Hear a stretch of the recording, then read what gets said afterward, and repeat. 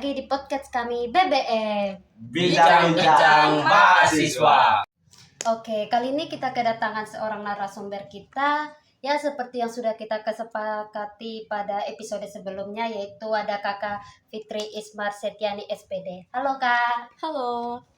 Kakak ini tuh orangnya cantik loh, baik hati, suka menolong. Buktinya kakak ini mau tuh diundang di podcast kita ini.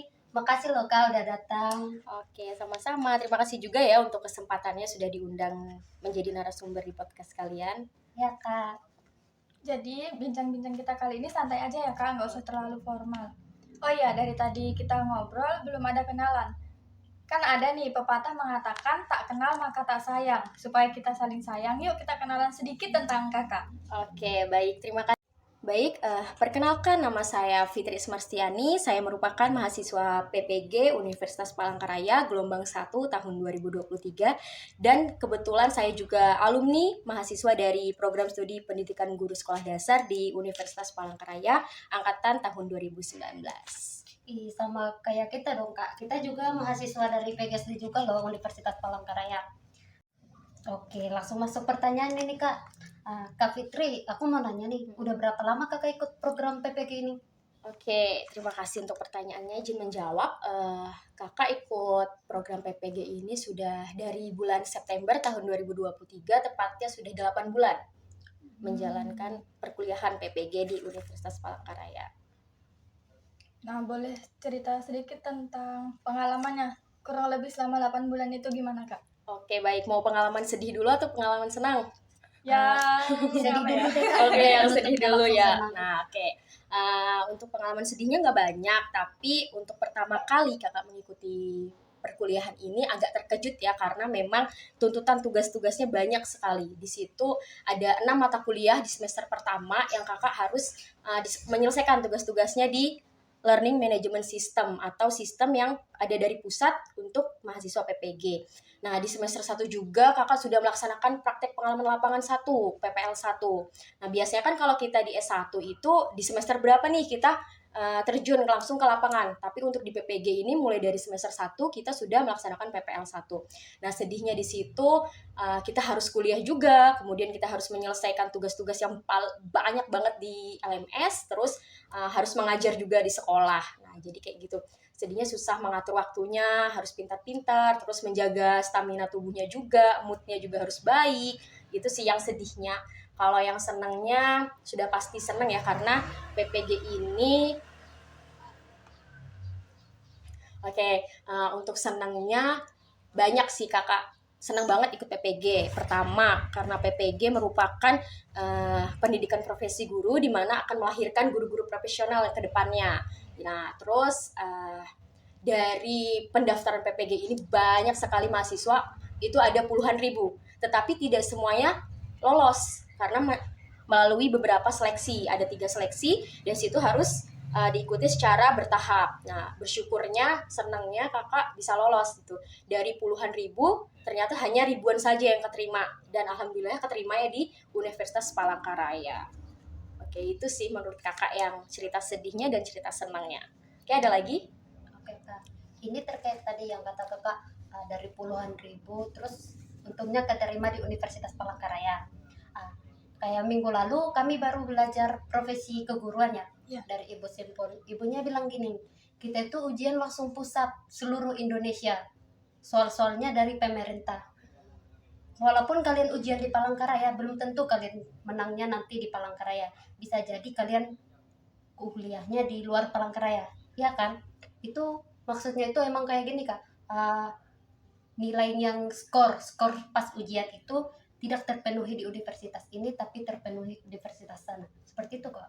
Kalau pengalaman kakak pribadi, karena itu mereka dari pusat itu menentukan dari langkah dari jarak terdekat. Nah, jadi kemarin kakak milih di situ ada 2 LPTK yang disuruh pilih. Kakak pilih pertama Universitas Palangkaraya, keduanya Lambung Mangkurat di Banjarmasin. Dan kebetulan Universitas Palangkaraya yang paling terdekat dan ada di tempat kita sendiri, maka itu kakak dapatnya di situ gitu. Oke Kak, langsung aja nih kita masuk ke topik kita itu, yaitu tentang kebijakan baru dari pemerintah tentang melanjutkan pendidikan ke PPG. setelah kita menyelesaikan pendidikan S1 kita. PPG ini kan singkatannya dari Pendidikan Profesi Guru, yang mana merupakan sebuah program untuk meningkatkan kemampuan dan kompetensi guru. Maka dari itu kita harus melanjutkan PPG dan menjadi guru profesional agar bisa dapat sertifikasi dari pemerintah. Nah, gimana nih tanggapan dari Kak Fitri tentang kebijakan pemerintah ini, Kak? Oke, baik. Terima kasih. Terkait dengan kebijakan pemerintah ini, khususnya peraturan Kemendikbud nomor 47 tahun 2022 tentang pendidikan profesi guru. Nah, saya pribadi mendukung sih tentang kebijakan pemerintah ini karena di sini bertujuan untuk meningkatkan kualitas guru melalui program pendidikan profesi guru ini. Nah, tetapi ada juga banyak pihak yang memang mengkhawatirkan bahwa kebijakan ini akan membebani guru tersebut, terutama guru-guru yang berada di daerah khusus atau daerah 3T. Oh, iya Kakak. Lanjut deh, Dil. Pertanyaan selanjutnya. Jadi gini Kak, tadi kan Kakak ada nyebutin kalau misalkan kita selesai pendidikan yang PPG dapat sertifikasi guru. Nah, selain itu manfaatnya apa aja yang bisa kita dapat dari PPG ini? Oke, baik. Untuk manfaat kita mengikuti pendidikan profesi guru tentunya baik sekali. Salah satunya tadi mendapatkan sertifikasi guru atau sertifikat pendidik. Nah, manfaat selanjutnya tuh yang kakak ketahui bahwa kita bisa meningkatkan kompetensi pedagogi kita, terus kompetensi sosial, kompetensi profesional, dan kompetensi kepribadian. Nah, itu kan harus ada dalam diri kita ya sebagai seorang guru. Nah, kemudian nanti juga kita bakal direkrut langsung menjadi guru profesional tentunya. Nah, jadi itu salah satu manfaat yang kita dapatkan setelah kita mengikuti program PPG ini. Jadi untuk teman-teman semua atau kawan-kawan semua, mahasiswa semua, boleh nih ikut bergabung untuk mendaftarkan dirinya menjadi mahasiswa PPG agar nanti kalian bisa memiliki keahlian dan kompetensi profesional serta kompetensi pedagogik atau kompetensi sosial dan kepribadian. Oke. Nah, banyak banget ya manfaat yang bisa kita dapetin. Tadi bisa mengembangkan keterampilan pedagogik, kepribadian, sosial, dan profesional. Iya, betul. Lanjut, silakan Tia. Kan tadi kan kakak ngajak mari bergabung masuk PPG gitu. Buat masuk PPG itu susah nggak sih Kak? Atau ada syarat-syarat yang harus dipenuhi biar bisa bergabung dalam program ini? Oke, syarat yang paling penting itu sehat jasmani dan rohani ya. Iya. Karena itu penting ya, kesehatan Iya. mental itu penting. Nah, kedua syaratnya banyak sih tahap-tahap dan syarat-syarat yang harus kita siapkan untuk ikut PPG Prajabatan tersebut. Untuk syarat selanjutnya, mengikuti PPG Prajabatan ini kita harus mempunyai ijazah S1 dan memiliki IPK minimal 3,00. Nah, itu. Terus ada juga kalau mau ikut yang PPG Prajabatan, kita tidak boleh terdaftar di data pokok pendidik atau Dapodik. Nah, terus harus memiliki surat keterangan sehat jasmani dan rohani, terus berusia paling tinggi 32 tahun. Kenapa demikian? Karena ini mengikuti standar usia ASN, calon ASN itu maksimal 35 tahun. Nah, jadi untuk PPG Prajabatan maksimal 32 tahun. Nah, terus menandatangani fakta integritas untuk mempersiapkan apakah kalian siap mengikuti program PPG dan perkuliahan PPG tersebut. Nah, itu salah satu syaratnya. Untuk lebih lanjutnya bisa kalian lihat sendiri tuh di laman sosial medianya PPG Kemendikbud, ada di Instagramnya, di YouTube-nya juga ada. Di situ banyak informasinya. Oke Kak, kan tadi prajabatan. Berarti kalau ada kan sebelum jabatan. Berarti kalau ada sebelum, berarti ada sesudah. Bisa disebut itu PPG dalam jabatan. Mau nanya nih Kak, kan ada prajabatan dengan dalam jabatan. Kalau kita udah ikut program prajabatan terus kerja, harus masuk dalam program dalam jabatan juga loh Kak? Enggak sih, kalau untuk program PPG ini hanya satu kali saja. Misalnya si Tria udah mendaftar di PPG Prajabatan, tidak perlu lagi Tria mendaftar di PPG dalam jabatan. Karena apa? Karena PPG Prajabatan itu diperuntukkan bagi guru yang belum terdaftar di Dapodik tadi yang sudah kakak jelaskan di awal. Nah, kemudian kalau untuk yang dalam jabatan itu ialah guru yang masih aktif mengajar untuk meningkatkan kompetensinya, maka dia ikut PPG dalam jabatan dan mendapatkan sertifikat pendidik. Nah, itu sama, cuman bedanya PPG prajabatan tidak boleh terdaftar Dapodik. Kalau PPG dalam jabatan dia sudah terdaftar Dapodik. Itu yang paling singkat. Oke. Nah, kalau untuk penerimaannya tadi terbatas. Itu maksudnya terbatas dari 10.000 diterima ribuan, kan Kak? Itu maksudnya itu terbatas dalam untuk satu Indonesia kah atau cuman terbatas dalam satu universitas? Nah, untuk yang itu pendaftaran PPG ini seluruh Indonesia. Indonesia. Nah, jadi kuotanya itu pemerintah membuka misalnya 10.000 nih, berarti seluruh Indonesia bisa mendaftar. Tetapi yang keterima itu hanya kuota tergantung LPTK-nya atau tergantung universitasnya. Dia menampung berapa orang untuk lolos PPG kayak gitu. Jadi nggak semua dapat lolos untuk seleksi PPG. Nah, terus ada tahap pendaftarannya. Ini yang paling penting sih menurut kakak ya. Oke, Kan lanjut tadi ya. kakak ada bahas tentang tentang syarat-syarat. Nah, gimana sih tahap-tahap atau alur pendaftaran PPG ini? Oke, baik. Nah, ini pertanyaannya penting ya. Untuk tahapan pendaftarannya sendiri itu panjang sih, memerlukan waktu yang cukup lama. Yang pertama ada registrasi atau login ke akun PPG-nya, yang biasa kita kenal dengan SIM PKB. Itu akun kita nanti. Kemudian seleksinya itu ada 3 tahap. Yang pertama itu yaitu administrasi, di mana kalian nanti melengkapi data diri tersebut, data diri kalian dulu, terus mengisi soal esai. Nah, soal esai ini kakak saranin kepada kalian, ketika mengisi soal esai, kalian harus menyalin ke Word atau menyalin ke catatan kalian. Karena apa? Biasanya soal esai ini nanti keluar pada saat wawancara. Nah, kebanyakan kemarin itu pengalamannya teman-teman kakak banyak yang tidak menyalin soal esainya, dan pada saat tahap wawancara mereka berbeda karena dosen atau asesor itu memegang jawaban kita, hasil akhir jawaban kita di soal esai. Nah, terus ada memilih bidang studi. Nanti kalian mau milih bidang studi apa? Dan sekarang ini kakak agak menyesali ya. Kenapa? Karena banyak sekali bidang studi yang linear sama PGSD.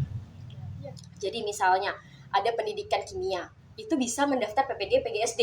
Kan itu rasa kakak kayak aneh kan ya, Iya. pendidikan kimia terus dia bisa mendaftar di PGSD gitu. Nah, kenapa dia tidak mendaftar di bagian pendidikan kimianya saja gitu kan? Nah, itu yang kakak sesali sih, tetapi tidak apa-apa karena kalau rezeki juga pasti akan dapat ya.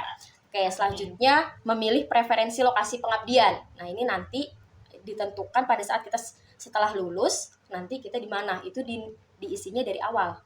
Jadi kalau misalnya kalian mau ditempatkan di daerah kalian, isilah sesuai alamat KTP kalian. Kalau misalnya kalian mau di daerah Kota Palangkaraya, isi sesuai dengan alamat kalian di sini kayak gitu. Nah, terus memilih lokasi seleksi.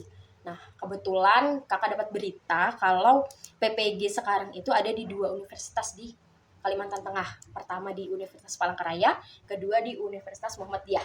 Mereka sudah buka PPG juga tahun ini. Nah, untuk tahap panjang kan ya, tahap pertama aja udah panjang itu. Oke, tahap kedua yaitu tes substantif. Nah, di mana tesnya itu nanti ada 3. Kalian itu nanti tesnya pakai komputer. Seperti kita ujian itu, di situ ada tes literasi, membaca, terus ada tes numerasi, matematika biasanya ya, terus ada tes penguasaan konten, di mana nanti itu soalnya berisi tentang materi-materi pelajaran bidang studi yang diajarkan pada setiap jenjang. Misalnya kita di PGSD mengajarkan materi-materi SD. Nah, itu nanti akan diujikan di tes substantif. Nah, terus tahap yang terakhir ini tahap penentu lulus atau tidaknya dari setiap tahap yang sudah kita lalui, di mana ada tes wawancara. Nah, ini dilakukan secara daring oleh dosen atau asesor dari luar kampus kita, dari universitas lain. Nah, di situ ada wawancara tentang kompetensi kita, tentang kepribadian kita, dan tentang motivasi kita mengikuti PPG prajabatan ini apa kayak gitu. Nah, itu sih untuk alur pendaftaran yang selama kakak menjalani kemarin sebelum masuk di kuliah PPG. Oke. Nah, dari 3 tahapan itu tadi, mulai dari tahap administrasi, tahap substansi, dan hasil akhir penonton itu, misalkan nih salah satunya kita gugur di tahap pertama, nah itu bisa nggak sih kita ngulang di tahun yang sama, atau harus nunggu tahun berikutnya dulu? Oke, bisa. Karena di setiap tahun itu PPG Prajabatan membuka 2 gelombang. Gelombang pertama dan gelombang kedua. Nah, misalnya Dila gagal di gelombang pertama. Dila bisa melanjutkan kegagalannya di gelombang kedua nanti. Nah, misalnya Dila di tahap pertama pendaftaran di bagian apa sih mengisi soal esai, Dila gagal. Tapi jarang sih biasanya. Biasanya itu yang gagal itu di tahap kedua dan tahap ketiga. Nah, itu nanti pas gelombang selanjutnya Dila mengulang aja di tahap berikut ya, tahap tersebut kayak gitu. Oh gitu, makasih Kak. Oke. Udah kayak mendaftar perusahaan aja ya. Iya. Ya, banyak ya tahapannya ya. Nah ini Kak, mau nanya, kalau untuk biayanya itu gimana Kak? Tergolong mahal Kak kalau ngikutin program ini? Oke, kalau melihat dari latar belakang kakak sendiri ya, Ya. kalau kita ngelihat biaya PPG Prajabatan ini sangat mahal. Kalau misalnya disuruh biaya sendiri, kakak sudah pasti nggak ikut ya, nggak Ya. ikut. Nah, karena ini beasiswa dari pemerintah, makanya kakak berani ikut untuk PPG karena memang cukup mahal. 1 tahun itu 2 semester itu biayanya 18 juta. Nah, itu kan lumayan ya, kita bisa jual apa itu 18 juta kan? Makanya jadi mumpung ini gratis dari pemerintah, maka daftarlah kakak ikut program PPG ini gitu. Bayangin aja 18 juta. Wah, duit dari mana ya? Oh ini Kak, terkait beasiswa. Itu bentuk beasiswa ini langsung full untuk 2 semester ini atau diberikan ke kita dalam bentuk materi, bentuk uang, dan kita yang bayar langsung atau gimana? Oke, untuk biayanya itu full dari pemerintah dan kita tidak menerima bentuk fisiknya, tidak. Jadi setelah kita dinyatakan lolos, kita mengisi fakta integritas tadi, surat persetujuan ikut PPG, udah kita menjalani perkuliahannya secara gratis. Yang bayar itu biaya hidup sih. Ngekos itu bayar, makan itu bayar sendiri ya. Selain itu gratis. Oke Kak.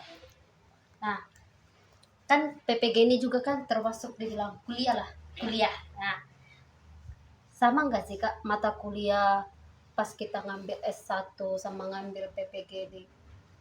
Atau ada beda atau sangat beda lah, atau masih bisa dibilang mirip-mirip lah sama yang S1 kayak gitu?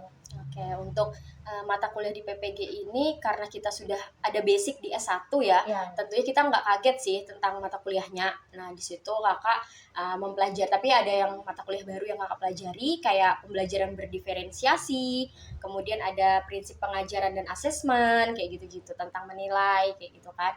Nah, kalau di S1 kita sudah ada belajar tentang perkembangan peserta didik segala macam kan. Nah, itu di PPG juga diulang kayak gitu. Cuman ada beberapa mata kuliah yang memang harus kita kenalin lagi lebih dalam gitu, kita pelajari karena kan kita mau menjadi guru profesional nih. Jadi harus banyak hal yang kita pelajari gitu. Nah, setelah menyelesaikan mata kuliah yang tadi, kita kan lulus dari PPG nih, udah dapat sertifikat guru profesional. Nah, itu kita langsung dapat penempatan kerja nggak Kak? Oke, untuk terkait hal itu kemarin juga kakak ada pertemuan sama Dirjen GTK, yaitu yang Kemendikbud, bahwa setelah kita lulus dari PPG Prajabatan, manfaatnya salah satunya itu kita langsung ditempatkan dan kita direkrut menjadi guru profesional. Nah, kita jadi nggak usah bingung lagi nih ngelamar kerja kayak gini, nyiapin ngelamar di mana, nyiapin surat lamaran gitu, nggak usah. Karena kita nanti setelah selesai kita ngisi plotting, terus nanti kita di mapping, kemudian nanti dapat kita penempatannya di daerah sini gitu. Nah, nanti bisa langsung jika sekolahnya ada formasi P3K, kita langsung bisa daftar P3K-nya kayak gitu. Nggak usah nunggu lagi. Itu Kak mau nanya, kalau soal penempatan bebas atau langsung ditentukan dari pemerintah? Karena guru di sana kurang, kalian di sana saja. Seperti itu Kak? Nah, jadi pemerintah menetapkan juga sesuai dengan data mereka. Jadi misalnya di kemarin kakak ngelihat daftar data guru yang pensiun itu kan banyak. Ya. Di daerah kakak sendiri Kota Waringin Barat itu sangat banyak. Nah, otomatis kakak berpeluang nih untuk mengisi data kakak di Kota Waringin Barat. Nah, semoga saja nanti kakak keterima di sana kayak gitu. Nanti pemerintah itu menempatkan kita melihat dari kuota di daerah kita. Seperti itu. Tapi kalau misalnya kalian dapat yang terpencil ya jangan sedih karena memang berarti kalian ditugaskan di sana kayak gitu. Nah, ini pertanyaan terakhir kita Kak. Oke. Apakah yang tidak mengikuti pendidikan profesi guru ini tetap bisa menjadi guru yang terdaftar di Dapodik atau tidak? Oke. Baik, terima kasih untuk pertanyaannya. Nah, jadi di sini bagi teman-teman yang sudah menyelesaikan studi S1, jangan khawatir. Teman-teman masih bisa tetap menjadi guru dan mengajar di satuan pendidikan, tetapi dengan beberapa ketentuan. Misalnya, teman-teman bisa mengajar di sekolah swasta dan sekolah yang masih menerima menjadi guru honorer. Nah, tetapi apabila jika teman-teman memilih langsung mengajar, proses yang akan dilalui untuk mendapatkan sertifikasi atau sertifikat pendidik itu akan lama, apalagi kalau kita berbicara tentang kesejahteraan guru.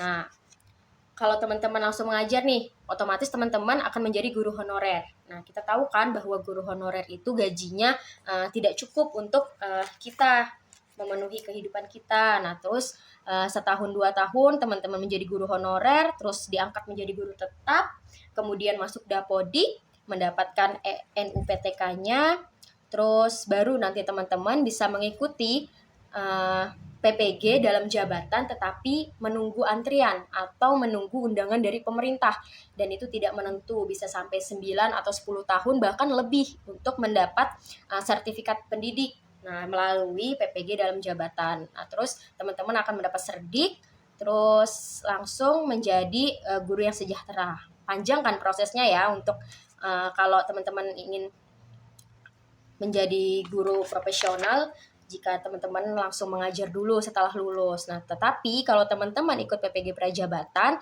di situ prosesnya lumayan singkat. Teman-teman hanya mengikuti 1 tahun perkuliahan saja, kemudian teman-teman akan ditempatkan nih di daerah mana penempatannya untuk mengajar, terus teman-teman dapat sertifikat. Nah, tadi adalah proses jika teman-teman menjadi guru honorer atau terjun langsung mengajar setelah lulus S1.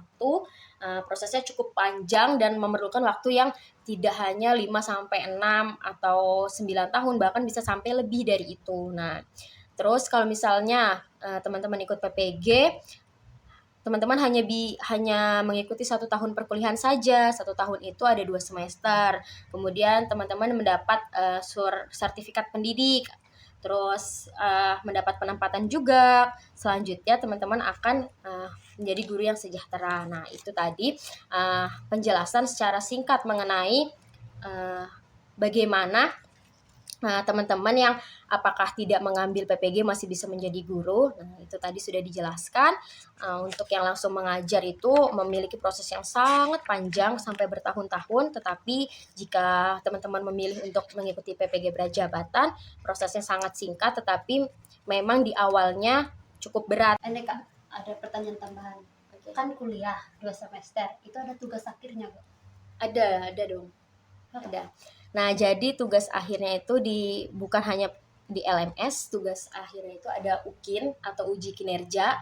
Nah, biasanya kan kalau kita ngajar itu video pembelajarannya kita edit-edit. Tapi kalau UKIN ini dari awal pembelajaran sampai akhir pembelajaran itu harus di-tag dan tidak boleh diedit. Nggak ada potong, Nggak ada potong-potongan. Jadi memang harus video real dari awal sampai akhir.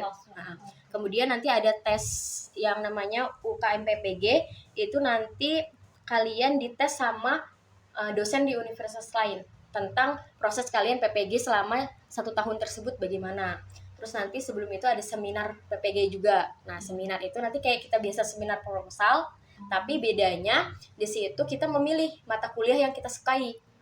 Nah, nanti misalnya kakak suka filosofi pendidikan, nanti kakak seminarin di situ, refleksikan bagaimana kakak menjalankan perkuliahan tentang filosofi pendidikan tersebut gitu. Terus itu Kak, ada nggak kayak nggak lulus gitu Kak? Nggak ada, Berarti pasti langsung lulus. lulus. Tapi harus berusaha. tapi kan? harus berusaha, harus melakukan yang terbaik. Oke, Kak Fitri, makasih banyak atas informasi-informasi penting yang telah disampaikan kepada Sobat BBM. Terima kasih juga sudah datang ke podcast kami hari ini. Oke, sama-sama. Terima kasih juga sudah diberikan kesempatan untuk menceritakan pengalamannya selama mengikuti pendidikan profesi guru. Semoga apa yang kakak sampaikan bermanfaat untuk teman-teman semua, Sobat BBM atau squad-squad BBM ya. Terima kasih banyak. Dan jangan lupa untuk Teman-teman semua, ayo kita daftar PPG supaya kita menjadi guru yang profesional dan sejahtera. Terima kasih banyak. Dadah. Terima kasih Kak Fitri. Oke. Oke Sobat BBM, karena durasi podcast kita sudah hampir habis, kita tutup aja deh. Tapi jangan lupa di episode selanjutnya kita akan membahas topik yang sekarang ini lagi banyak dicari di internet, yaitu mengenai berbagai isu pendidikan yang lagi marak-maraknya. Stay tune guys, see you. See you, bye-bye. Bye.